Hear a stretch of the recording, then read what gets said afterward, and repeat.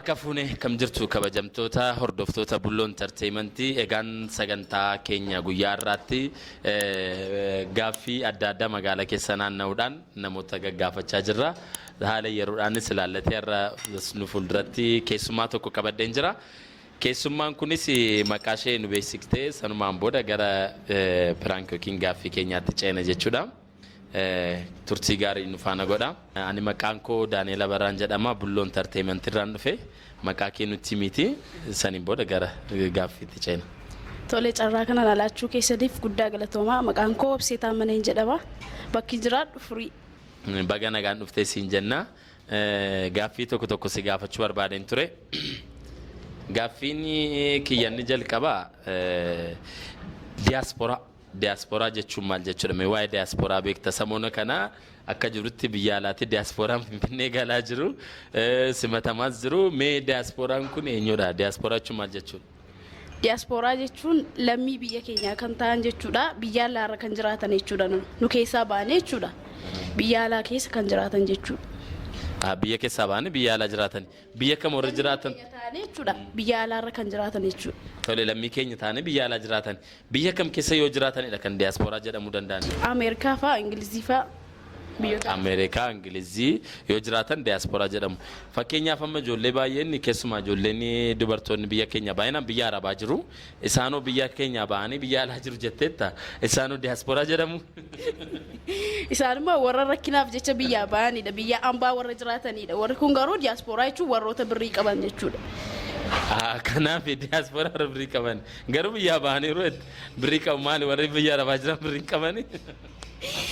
Warri biyya arabaa jiranii rakkatanii jechuudha. Warroota biyya ba'anii rakkatanii jechuudha. Mana namaatti galanii hojii adda addaa hojjetanidha. Diaspora jechuun immoo warroota akka Ameerikaa, Ingilizii fa'aa keessa jiraatanii birrii qabu jechuudha isaan.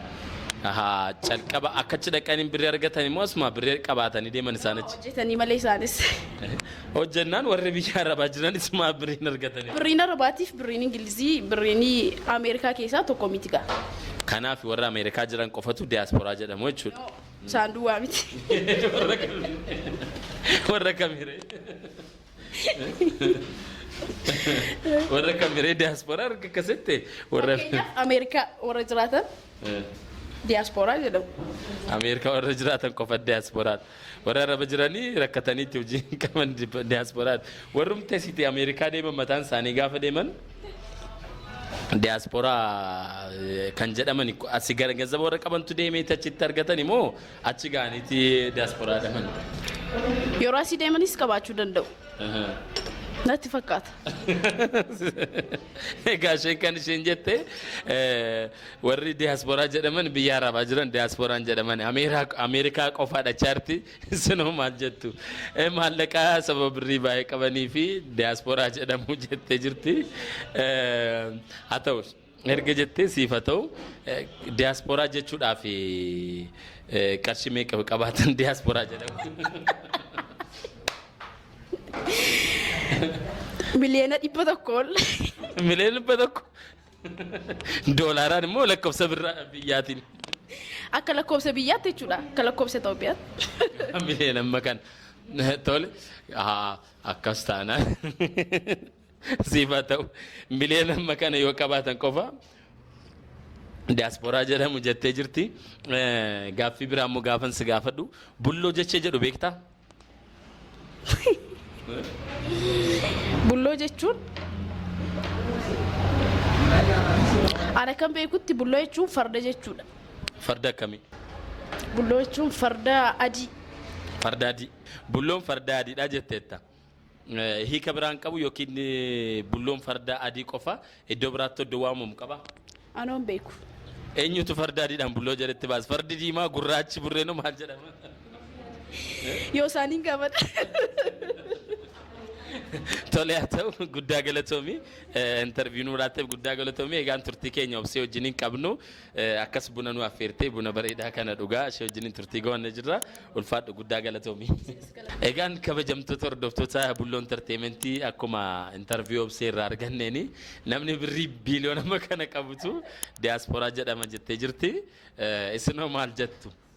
kan jedhus nu faana tura hordofaa sagantaan keenya bal'aa waa baay'eetu jira komeediyaan nu jiru artistoonni bebbeekamonis dudduuba keenya jiru akkasumas oduu atatamaa argachuudhaaf peejii keenya yookiin YouTube channelii keenya subscribe like share gochuu akka hin irraanfanne isin jenna akkam jirtu nagaadha garabbi ani maqaan koo Daani'el jedhama Bulloo Entertainment irraan dhufe egaani Bulloo sagam sagarmaamu sagam Bulloo isa garmaamsisu Bulloo Entertainment kan jedhamu YouTube channelii qabna sanarratti oduusi sagantaa bashannanaas komeediyaanotas artistootas akkasumas waan adda addaa dhiyeessina arrammoo waa'ee yeroo kanaaf kan dhufne maqaa kennitti miti maqaan koo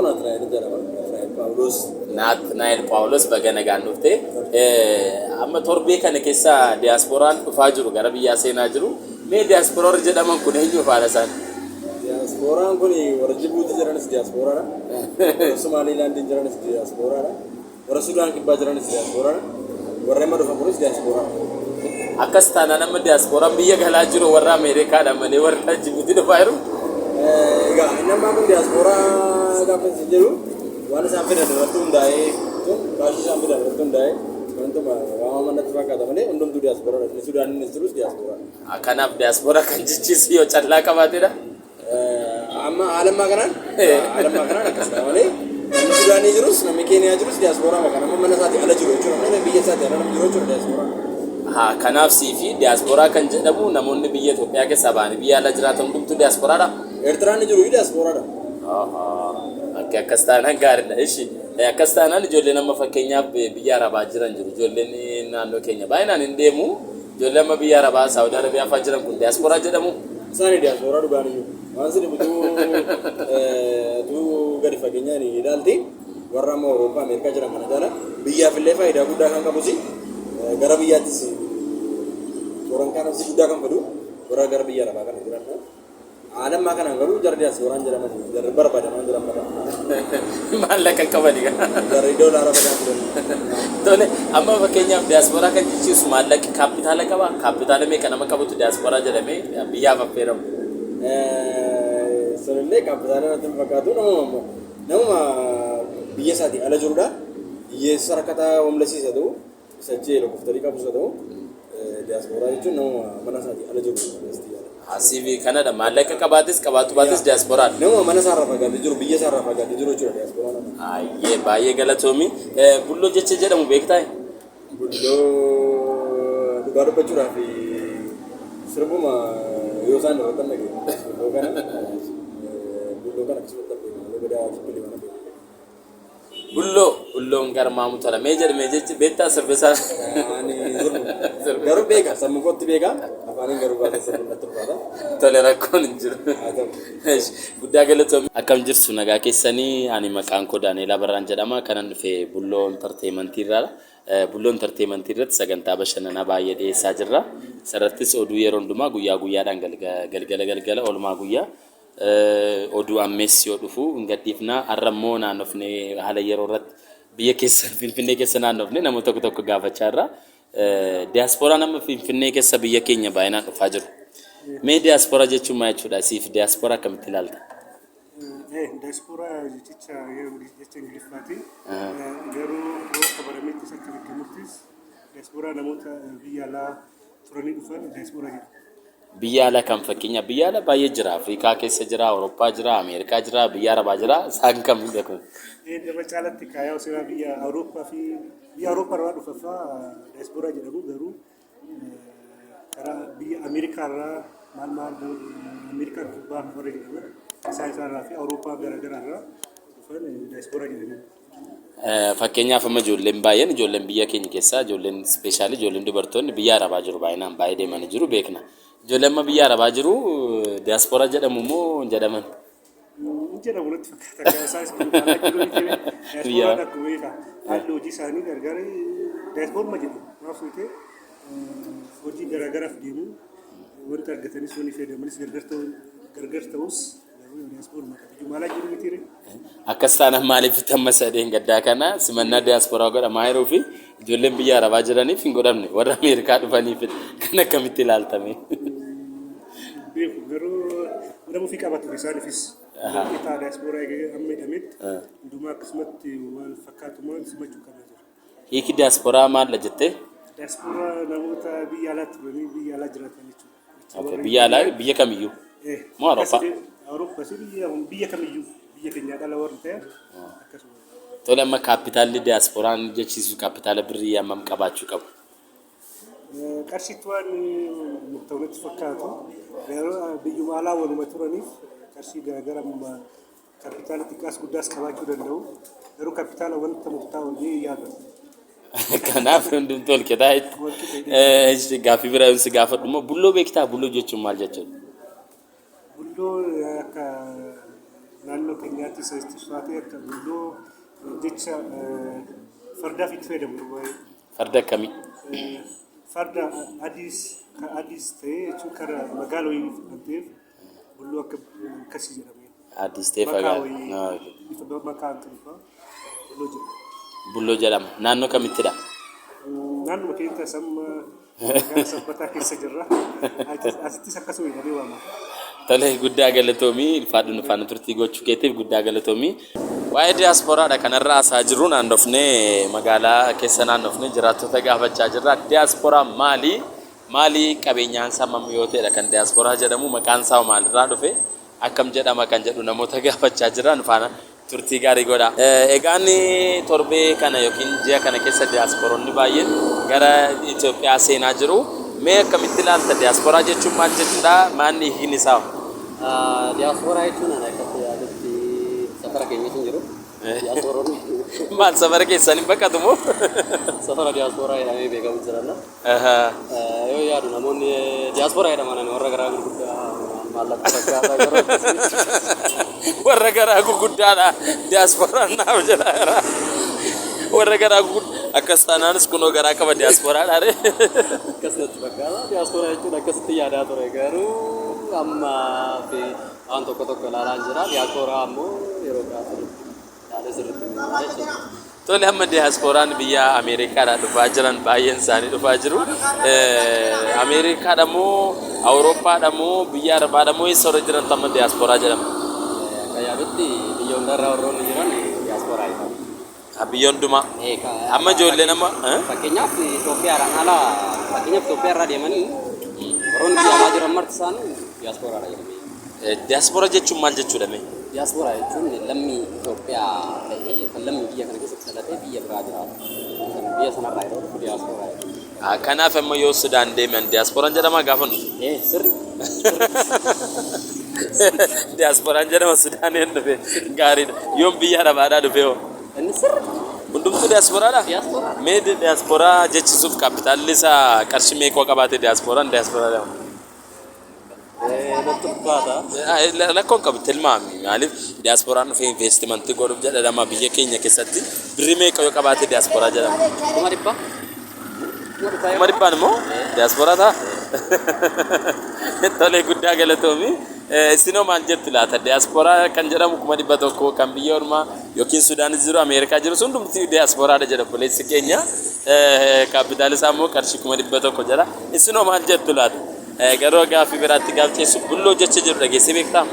Bulloo jecha jiru dhageen beeka. Yeroo baay'ee maqaa namoota fayyadamu.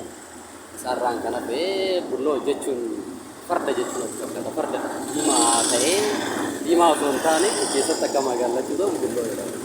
Farda magaala diimaa bulloo jedhama. Mee bulloo farda kana eenyutu moggaase? Oromoo. Oromoo sagal. Oromoo ligalatti Oromoo moggaase. Oromoo ligala? Akkasii tole Oromoo ligalatu bulloo jedhee farda diimaa moo magaala farda diimaa magaala jedhee isinoo maal jettu laata? Guddaa galatoomii turtiin faana gooteef guddaa galatoomii. Akkam jirtu nagaadhaa? Nagaa galata rabbii sin nagaa keessan jirra galata rabbii ani maqaan koo Daani'el jedhama kanan dhufees bulloo entertainmentii irratti oduu adda addaa sagantaa bashannanoo baacoo waan adda addaa kan irratti dhiyeessaa jirra. Har'ammoo magaalaa keessa naannoofnee namoota waan tokko gaafachaa jira. Diaasporaan biyya keenya galaa jira. Waa'ee diaasporaa sin gaafachuu barbaanne odeeffannoo qabdan keessaa maqaa keenyatti mi achi boodatti ceetu. Maqaan koo Abdiisaan jedhama. Konkolaachisaa baajaajiidha. Naannaadhuma kanan hojjedha. Naa akkasii Diaspooraa jechuun maal jechuudha meenatti? Diaspora jechuun aftaan sooressa jechuudha. Sooressa jechuudha. Sooressa biyya eessaadha? Biyya alaarraa gara biyya keessaa jechuudha. Biyya alaa keessaa biyya kamii warra jiru diasporaan kan jedhaman? Yaa biyya adda addaa Ameerikaa, Awurooppaa keessa walumaa galatti warra Itoophiyaarraa ala jiran jechuudha. Waliigalli isaanii diaspora jedhamu? Isaan egaa jechuun waliigala otoo hin ta'in warra achi keessatti qabeenya guddaa qaban. Warra qabeenya guddaa warra hin qabne diasporaan jedhamani. Tole amma fakkeenyaaf ijoolleen baay'een biyya Arabaas hin deemu. Biyya Arabaan diasporaadha jettee. Warri biyya Arabaa jiran isaanis diasporaadha. Isaan diasporaan jedhaman. Atoo mee maal jetta? Sirriidha. Kanan jechuu kanarratti barbaade maqaan koollee Salamuun jedhama. Namoonni biyya alaa jiraatan garuu diasporaa jedhamuus danda'u. Jechuun waggaa 5 waliin biyya alaa jiraate taanaan bakka biyyoota gurguddatan keessa warri jiraatanii qabeenya maddeeshillee akka yaada fuutiin warri jiraatan diasporaadhuma jedhamuun jedha bakka. Fakkeenyaaf biyya eessa warri jiranii diasporaa kan jedhaman? Diasporaan bakka garuu an akka yaada kiyyaatti Afrikaa keessa achi gara biyyoota gurguddatan jiru. Biyyoonni gurguddatan Ameerikaa, Awurooppaa akkuma iyyuu jedhee Kanaadaa bakka isaanii warreen jedhaman diaspora jedhama jedhee bakka. Warri Arabaa, warri Sudaanii yookiin warri Gibsii fa'aa diasporaan jedhaman? Diaspora jedhama. Isaan hin jedhaman. Tole mee kaapitaalli diasporaan ittiin galmaa'u meeqa? Diasporaa kan jedhu kaapitaala birrii meeqa qabaachuu qaba? Jechuudha egaa nuti maddeeshin ana tilmaamullee iyyuu ta'uu hin danda'u. Akka yaada kee? Keenyaaf akka yaada kootiitti nama bakka miliyoona 100 qabu jedhamu jedhee na yaada. Doolaaraan moo lakkoofsa biyyaatiin? Akka bakka biyya lakkoofsa doolaaraa jechuudha. Doolaaraan miliyoona? Doolaaraan miliyoona 100. Miliyoona 100 doolaaraan. Tole atoo meeqa jettame? Nama doolaara meeqa akka qabu? Diasporaa kan jedhamu kaapitaalli qarshiinsaa qarshii meeqa yoo qabaatedha? Yaansi miliyoona 100,000. Miliyoona 100,000. Miliyoona 100,000 diasporaa jedhamedha. Mee atoo maal jettame?